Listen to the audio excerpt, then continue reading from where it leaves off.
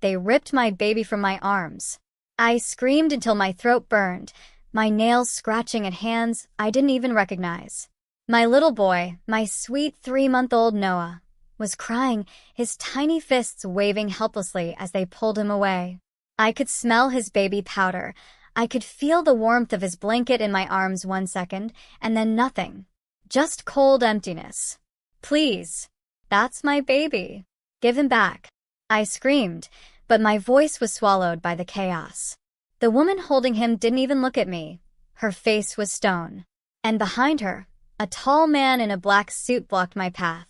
His hand gripped my shoulder with a force that felt like it could snap bone. You don't understand. I sobbed. He's mine. He's mine. But they didn't care.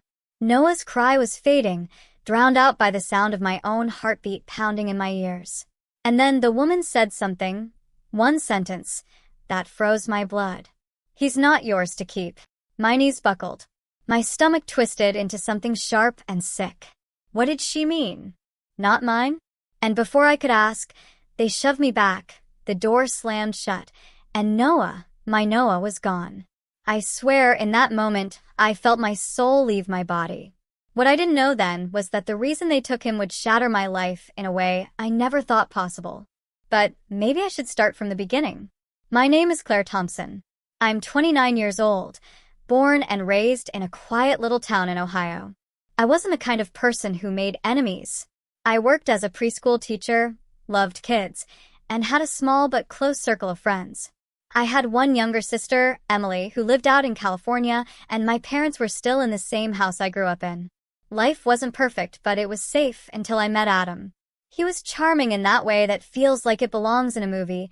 Messy brown hair, crooked smile, and eyes that could melt you from across the room.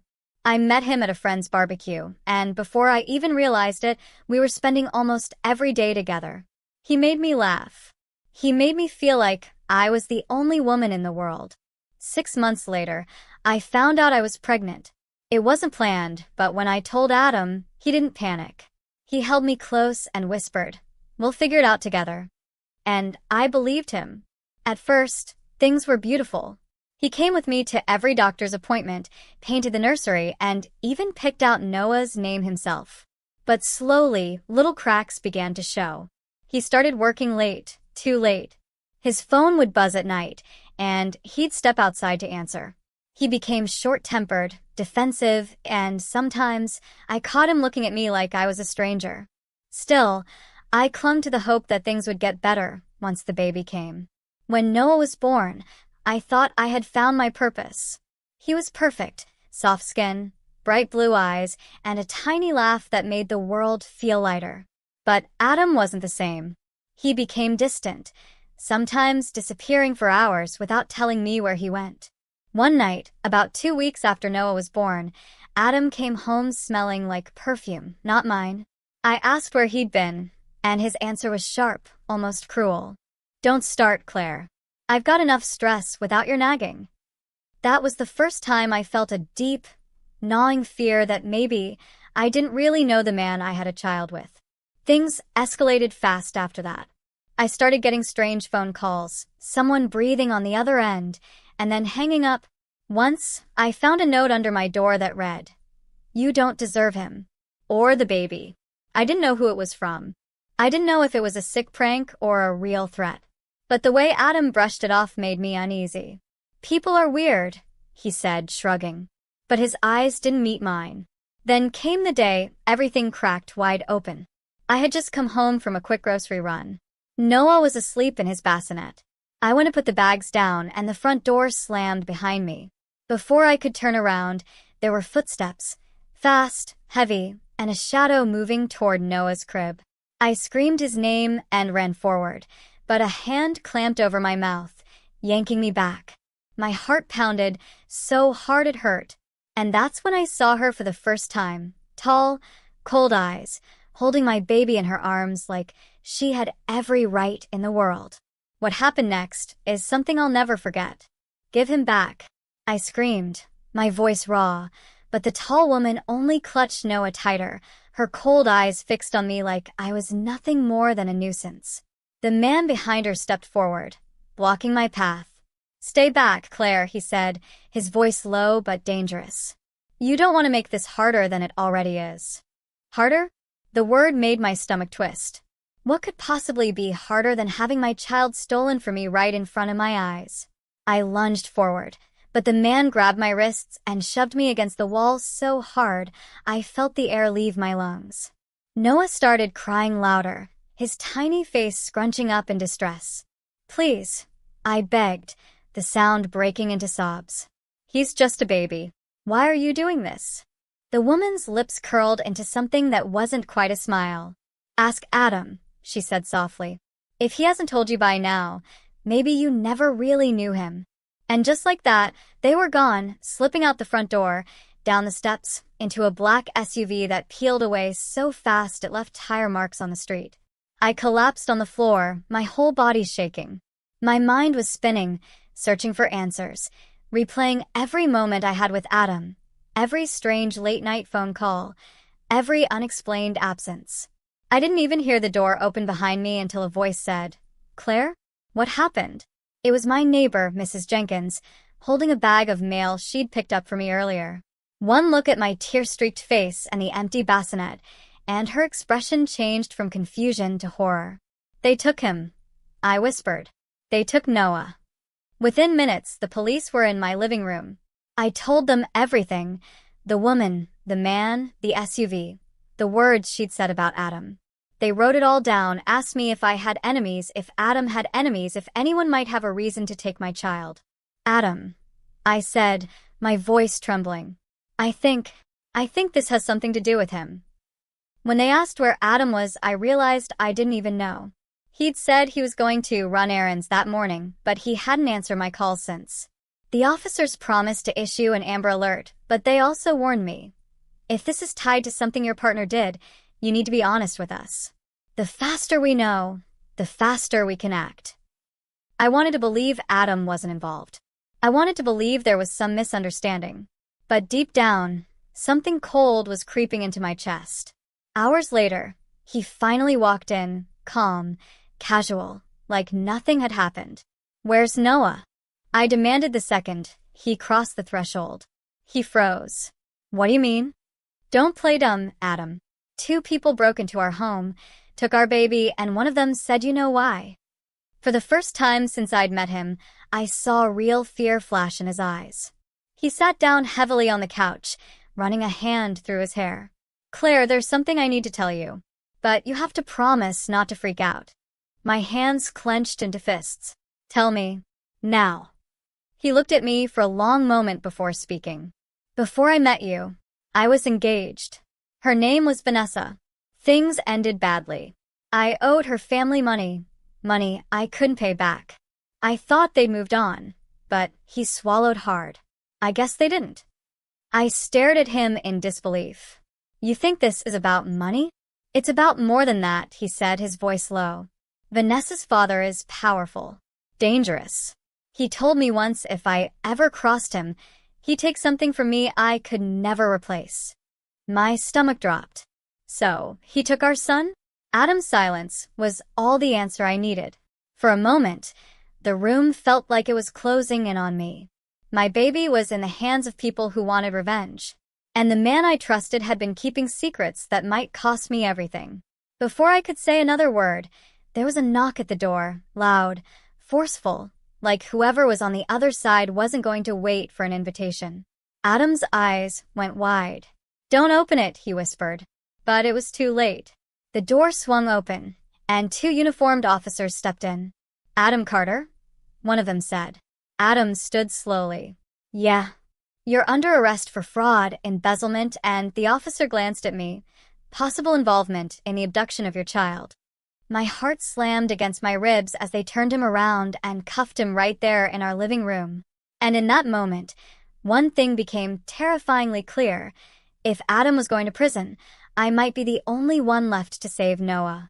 I couldn't even breathe as the officers led Adam out of the house. The clink of the handcuffs echoed in my ears like a death sentence. My mind screamed 1,000 questions at once. How could he? Was Noah safe? Was Adam working with them? One of the officers stayed behind, a woman with sharp eyes and a voice that was calm but firm. "Mrs. Thompson, we need you to come with us for questioning." I nodded numbly, grabbing my coat, my legs moving like they belonged to someone else. At the station, they put me in a small, cold room with a metal table and 2 chairs. A camera watched from the corner. I sat there, my fingers twisting together until the skin turned red. When the officer came back, she didn't waste time. "Claire, we believe your husband's past dealings with the Carter family have put you and your child in danger. But to help us, you need to be completely honest. Did you know about Adam's debts? His business partners?" "No," I said, my voice shaking. I knew he'd been engaged before, but debts? Fraud? This is all new to me. He told me her father was dangerous, but he never told me he owed money. She slid a folder across the table. Inside were photos, Adam with a woman I didn't recognize. She was beautiful, in an icy kind of way, with sleek black hair and piercing eyes. Her arm was looped through Adam's, and they were smiling like they didn't have a care in the world. "That's Vanessa," the officer said. "Taken last month." My mouth went dry. Last month? But he was with me. We were raising a newborn. "According to witnesses," she continued, "Vanessa's family never forgave Adam, and they may believe your son is their blood." The words slammed into me like a punch. Their blood. Noah wasn't just leverage, he was a claim. I felt dizzy, my chest tightening. "You think they'll try to keep him?" "That's one possibility," she said carefully. "But there's something else. We intercepted a message this morning. Someone in Vanessa's circle was arranging for a package to be moved across state lines tonight." The blood drained from my face. "Package? You mean?" She nodded grimly. "We believe that package is Noah." Panic surged through me. "Then why are we sitting here? We have to go." The officer held up a hand. "We will. But this is a delicate situation. If we move too soon, they'll disappear. If we wait too long, we may lose him forever." The thought of waiting made my skin crawl.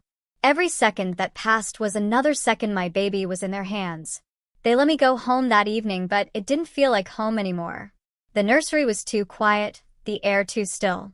I sat in Noah's rocking chair, holding one of his tiny blankets, breathing in the fading scent of him until my chest ached. Hours crawled by. I couldn't sleep, couldn't eat. I just stared at the phone, waiting for news. Then, at 2:13 a.m., my phone lit up with a blocked number. My hand trembled as I answered. "Hello." A woman's voice, low and cold, slithered through the line. "You're not getting him back, Claire. You were never meant to have him." My breath caught in my throat. "Please, please, just tell me he's okay." A soft laugh. "He's more than okay. He's exactly where he belongs. Why are you doing this?" I cried. Her tone sharpened. "Because Adam took something from me. And now I'm taking something from him. An eye for an eye." Before I could respond, the line went dead. I stood there, frozen, my heart pounding in my ears. Then I noticed something, on the kitchen counter, next to the phone, an envelope that hadn't been there earlier. My name was scrawled across it in messy, hurried handwriting. Inside was a single photograph. Noah. In a car seat. A shadowy figure in the driver's seat. And through the back window, a highway sign. I knew that sign. They were already leaving the state. I didn't think. I didn't plan. I just grabbed my car keys and the photograph, my hands shaking so badly I could barely fit the key into the ignition. The highway sign in the picture was clear in my mind. It was the one near the state line, heading toward Pennsylvania. If I drove fast, I might catch them before they crossed over. I called the detective on my way. "I know where they're going," I said, my voice frantic. "There's a photo. They're heading toward Route 76, near the state line." "Claire, do not engage," she warned sharply. "We're dispatching units now. Stay put." But staying put wasn't an option. Every second I wasted was another mile between me and Noah. The roads were slick from rain, streetlights blurring through the windshield. I gripped the steering wheel so tightly my knuckles turned white. My mind replayed the sound of that woman's voice, cold, certain, telling me I was never meant to have my own son. Then I saw it. Up ahead, the taillights of a black SUV, matching the one from earlier, glowed like two red eyes in the darkness. My chest tightened. That's them. I kept my distance, afraid they'd notice me. The SUV swerved slightly, then sped up. They knew. Suddenly, blue and red lights flashed in my rearview mirror. Police. I thought they'd pass me, but instead, they sped right past and closed in on the SUV. The chase was on. The SUV swerved wildly, trying to lose them, tires screeching on wet pavement. I followed just far enough to see it all. The flashing lights, the sirens cutting through the night, the way my heart threatened to pound out of my chest. Then, in a split second, the SUV veered off the highway and onto a dirt road. The police cars followed, mud spraying into the air. I slowed just enough to avoid being noticed, my headlights dim. Trees closed in around the road, the rain making everything slick and dangerous. Then they stopped. The SUV skidded to a halt in the middle of the road, and two figures jumped out, one of them cradling a small bundle. Even through the rain, I knew it was Noah. "Stop right there," a police officer shouted, his gun raised. The woman, Vanessa, didn't stop. She turned toward the woods, clutching my son to her chest, her hair plastered to her face from the rain. I don't know what came over me, but I was out of my car before I even realized it, my feet pounding against the wet ground. "Vanessa," I screamed. "Please. He's just a baby." She turned to face me, her eyes wild. "You think you're his mother?" she spat. "You're nothing. Adam stole him from me before he was even born. I'm just taking back what's mine." My mind reeled. "What are you talking about?" But before she could answer, one of the officers moved closer, and in that instant, everything happened at once. Vanessa backed toward the trees, an officer lunged, and I heard the sharp crack of something breaking. Vanessa slipped, and Noah's wail pierced the night. I rushed forward, my heart in my throat, but just as I reached out, Vanessa pulled a gun from her jacket and pointed it at my chest. "Stay back, Claire," she hissed, "or you'll never see him again." Rain dripped from the barrel of the gun, its black metal glinting under the faint beam of a police flashlight. I froze, my breath shallow, every muscle locked in place. Vanessa's grip on Noah was tight, too tight. His tiny cries cut through the night like a blade, and it took everything in me not to lunge forward. "You have no idea, do you?" Vanessa's voice was low, almost trembling, though her hand on the gun was steady. "Adam lied to you from the very beginning." "Put the gun down, Vanessa," an officer called from behind me. "We can talk about this." She ignored him. Her eyes stayed locked on mine. "That baby is mine." My heart thudded so hard I could hear it in my ears. "You're insane," I said, shaking my head. "I gave birth to him. I was there." "You think you did." She cut me off sharply, her voice edged with something close to pity. "But you never saw the paperwork, did you? You never asked why Adam didn't want you awake for that C-section. He switched the babies, Claire. My baby for yours." The words hit me like a physical blow. My legs wobbled, the rain mixing with the hot sting of tears in my eyes. No, you're lying." She smirked bitterly. "Am I? Then ask yourself this.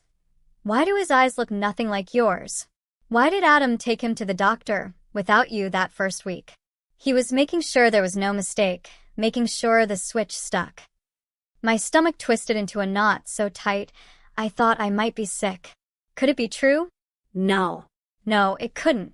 "Even if that's true," I said, my voice shaking, "he's still my son. I'm the one who's raised him. I'm the one who's loved him since the second he took his first breath." Vanessa's expression hardened. "Love doesn't change blood." And then she moved, fast, spinning toward the trees. Officers shouted, their voices frantic, and I saw one of them raise his weapon. "Hold your fire," another yelled. "She has the baby." I didn't think. I just ran. My feet pounded the mud as I chased her into the darkness, branches whipping against my arms and face.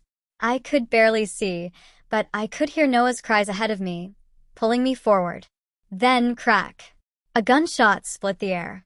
My heart stopped. For a split second, I didn't know who had fired. I didn't know if Noah had been hit.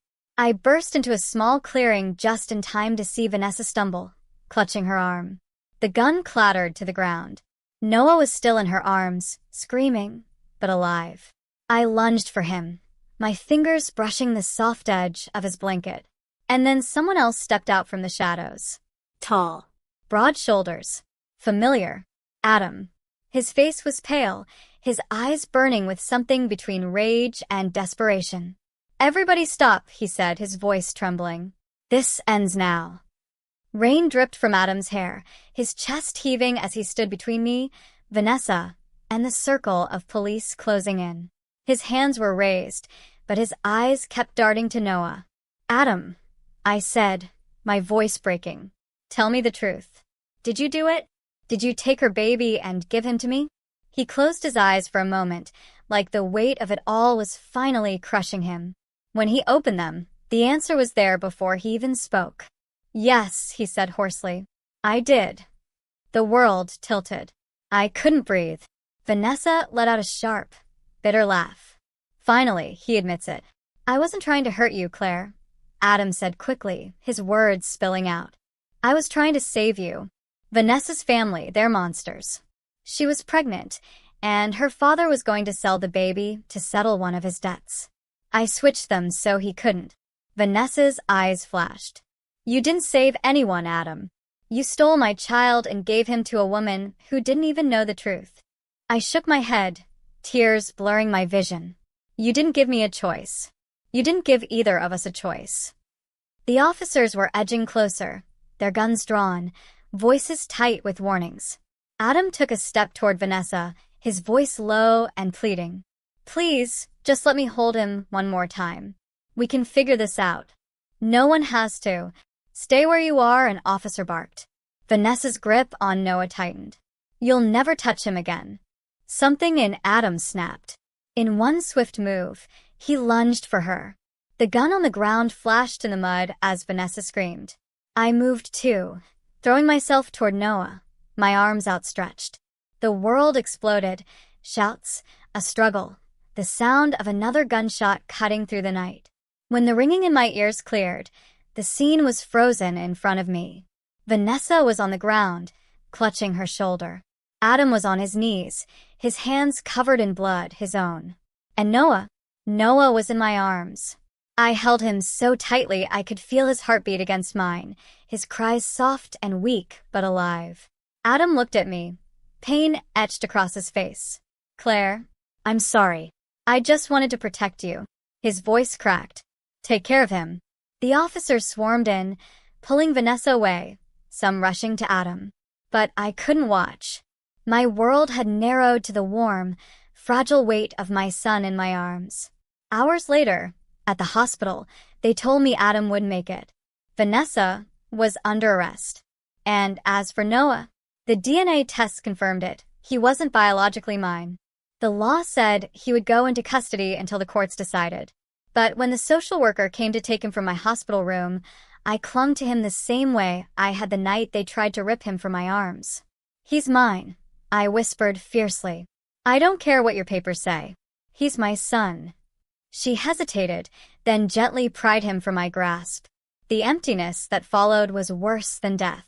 As they walked out with him, Noah looked back at me with those wide blue eyes, and I knew one thing for certain. This wasn't the end. If I had to burn the world down to get him back, I would.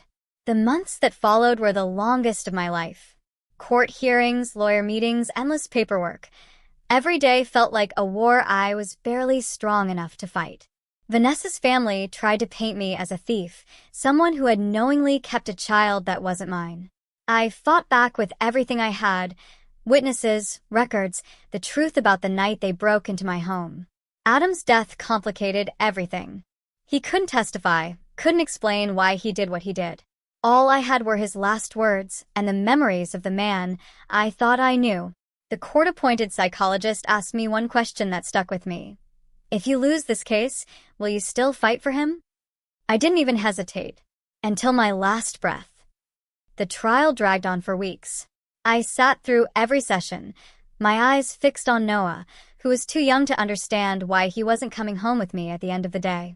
Then, one crisp autumn morning, the judge read the verdict. In the best interest of the child, custody will be granted to Claire Thompson, with all parental rights transferred. I don't remember standing up. I just remember the sound of my own sobs as they placed Noah in my arms, his tiny hands grabbing at my shirt like he never wanted to let go. Vanessa didn't speak to me as she left the courtroom. She just gave me one last, burning look before walking away. I knew this wasn't forgiveness. It wasn't peace. But it was over. Driving home with Noah that day, the sun felt warmer. The world felt lighter. The nightmare was behind us. I knew the road ahead wouldn't be perfect. There would be questions, scars, and nights when I'd wake up fearing someone would come take him again. But as I strapped him into his crib that night and watched him sleep, I made a silent promise. No one will ever rip you from my arms again. And this time I meant it.